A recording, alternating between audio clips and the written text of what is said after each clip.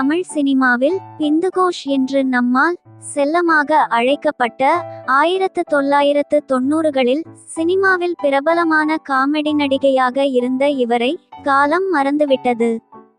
உடல் பருமனான இவர் அதற்கேற்ற காமெடி வேடங்களில் நடித்து புகழ் பெற்றார். இவர் ஒரு நடன இயக்குனர் என்பது பலருக்கும் தெரியாது. இவரின் இயற்பெயர் விமலா என்பதாகும். கங்கை அமரன் இயக்கிய கோழி கூவுது படத்தில் எல்லோருக்கும் தெரிந்த வகையில் இவர் ஒரு காமெடி நடிகையாக அறிமுகமானார். இருப்பினும் அதற்கு முன்பே களத்தூர் கண்ணம்மா என்ற திரைப்படத்தில் கமல்ஹாசனுடன் எல்லோரும் நலம் வாழ என்ற பாடலில் குழு நடனம் ஆடியுள்ளார்.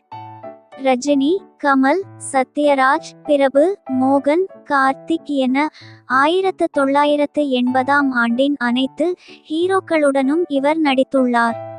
படைப்புகள்: கோழி கூவுது, உருவங்கள் மாறலாம், டௌரி கல்யாணம், தூங்காதே தம்பி தூங்காதே, சூரக்கோட்டை சிங்கக்குட்டி, விடுதலை போன்ற எண்ணற்ற படங்களில் நடித்துள்ளார்.